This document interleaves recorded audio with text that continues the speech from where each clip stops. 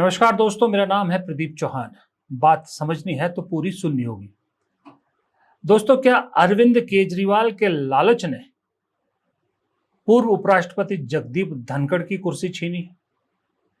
क्या अरविंद केजरीवाल की गद्दारी ने जगदीप धनखड़ के खिलाफ मोदी को खड़ा कर दिया और मोदी सरकार ने जगदीप धनखड़ से इस्तीफा ले लिया?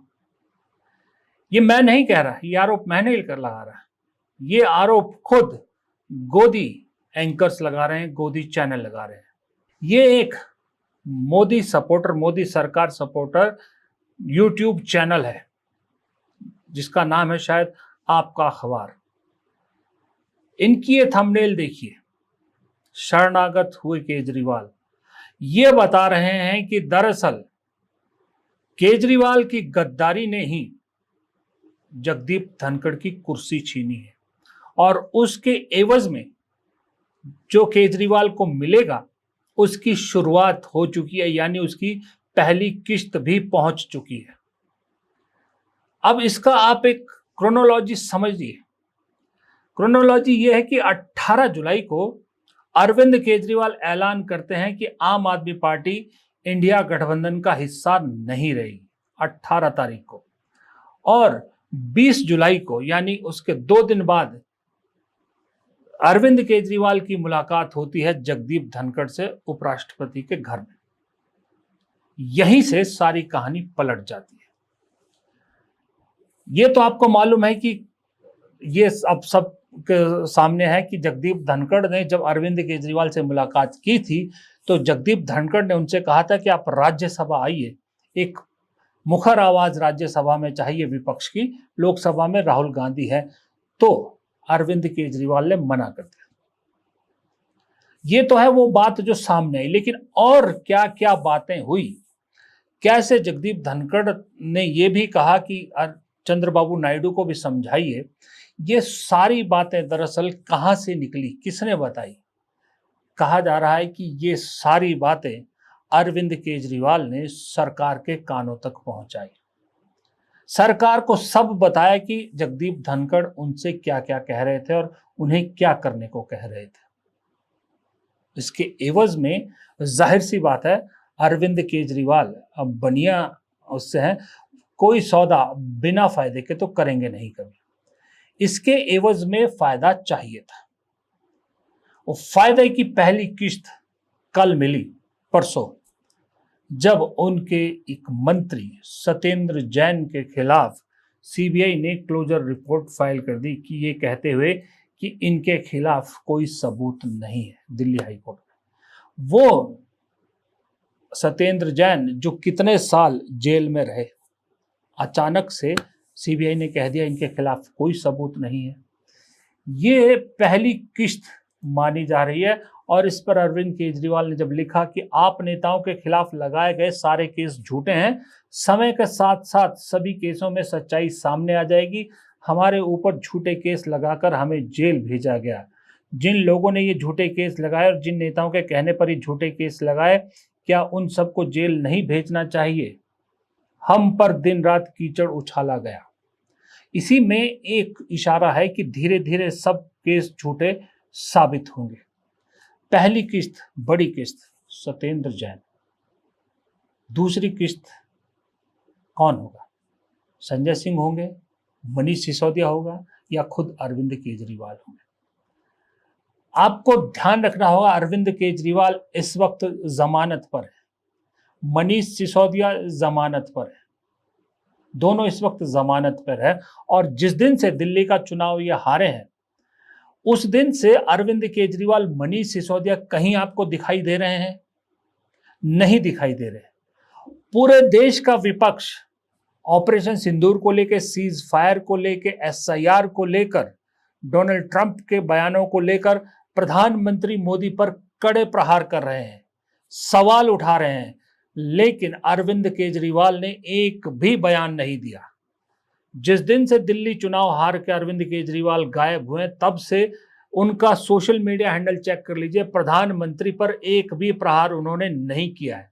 वो अरविंद केजरीवाल जो अपने आप को मोदी की रिप्लेसमेंट कहते थे, वो प्रधानमंत्री से एक भी सवाल नहीं कर रहे। अगर कोई सवाल उठा भी रहे हैं तो वो सरकार को कह रहे हैं। पहले वो मोदी पर सीधा हमला किया करते थे, लेकिन अब बिल्कुल नहीं कर रहे। पंजाब में जाकर बैठ गए। पंजाब की सरकार का मुझे नहीं मालूम कि सरकार के खर्चे पर जो फंक्शन होते हैं, सरकारी फंक्शन होते हैं, उसमें मनीष सिसोदिया और अरविंद केजरीवाल क्या करते हैं, उद्घाटन किस हैसियत से अरविंद केजरीवाल से कराए जा रहे हैं। वो तो सांसद भी नहीं है। उदाहरण देंगे कि भाई सोनिया गांधी भी तो करती थी, पर सोनिया गांधी सांसद भी थी और जो है वो उसके यूपीए की चेयरपर्सन भी थी, इस हैसियत से करते थे। अरविंद केजरीवाल तो सिवाय अपनी पार्टी के संयोजक होने के अलावा और कुछ नहीं है, विधायक भी नहीं है, सांसद तो छोड़िए। मनीष सिसोदिया विधायक भी नहीं है, लेकिन पंजाब के सरकारी पैसों पर चमकाया जा रहा है अरविंद केजरीवाल को, और भगवंत मान एक रबड़ स्टैंप बन के रह गए। खैर, लेकिन लगातार ये आप देखिए, कोई मोदी जी पर प्रहार नहीं कर रहे।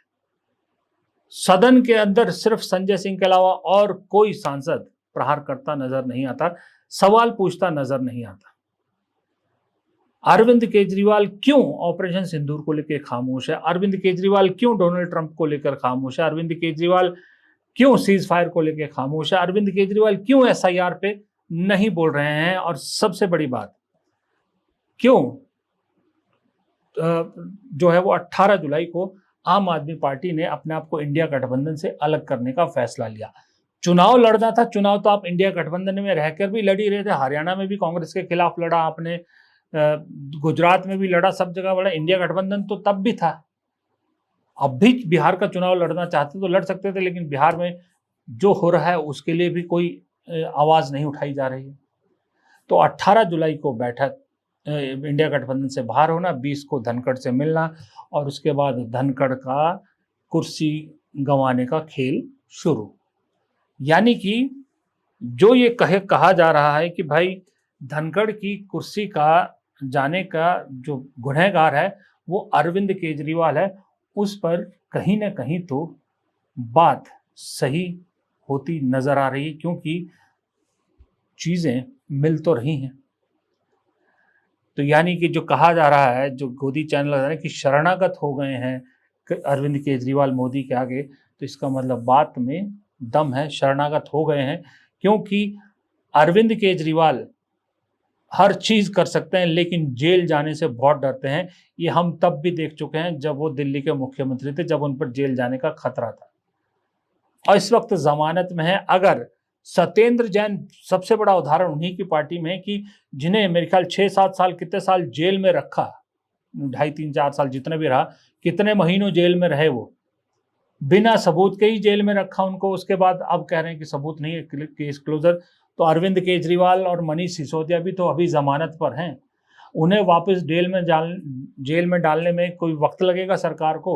अब तो वो विधायक भी नहीं है, मुख्यमंत्री और मंत्री भी नहीं है, अब तो कोई दिक्कत ही नहीं है। लेकिन जेल जाने से बड़े बड़े डरते हैं।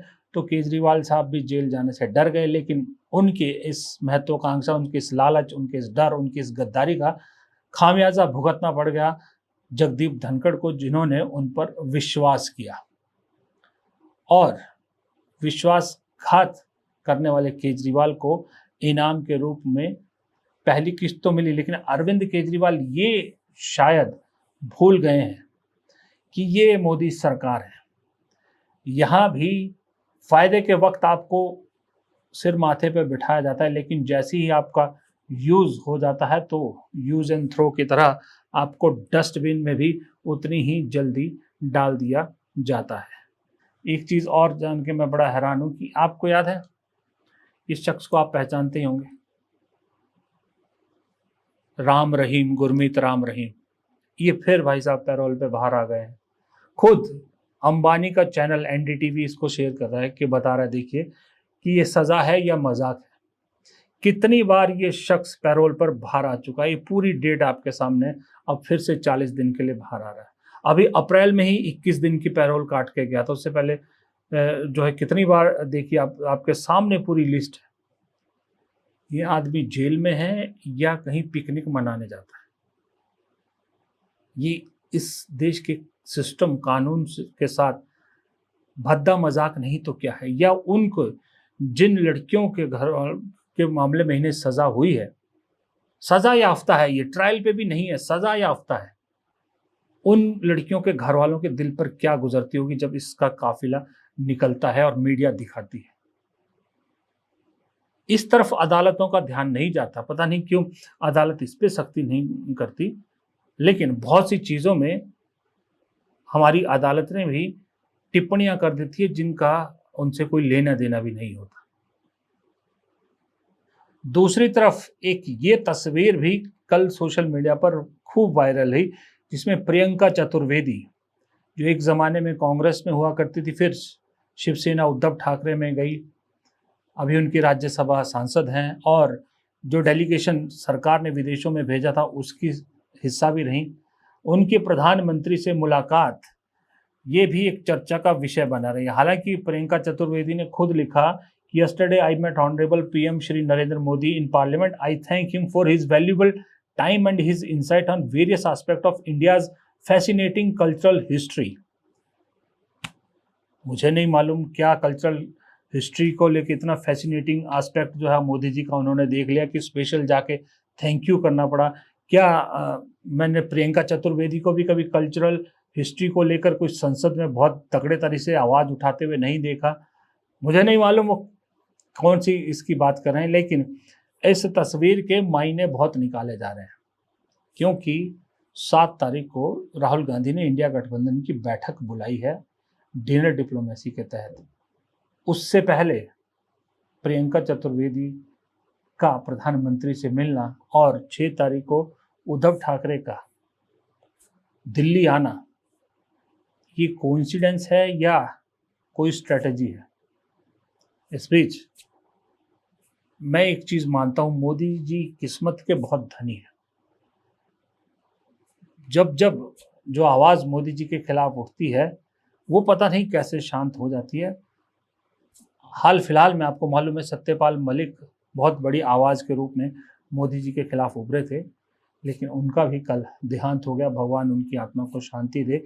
उससे एक दिन पहले शिबू सोरेन इस दुनिया को छोड़ के चले गए, भगवान उनकी आत्मा को भी शांति दे। लेकिन इन 2 देहांतों की वजह से जो गर्मा गर्मी राजनीति में थी, जो मोदी जी को घेरने की एक स्ट्रेटेजी विपक्ष बना रहा था, उसमें थोड़ी सी ब्रेक लगी। राहुल गांधी के कार्यक्रमों में ब्रेक लगी है, जो मोमेंटम बना हुआ था उसमें ब्रेक लगी है। फिलहाल इस वीडियो में इतना ही। प्रदीप चौहान को दीजिए इजाजत। नमस्कार।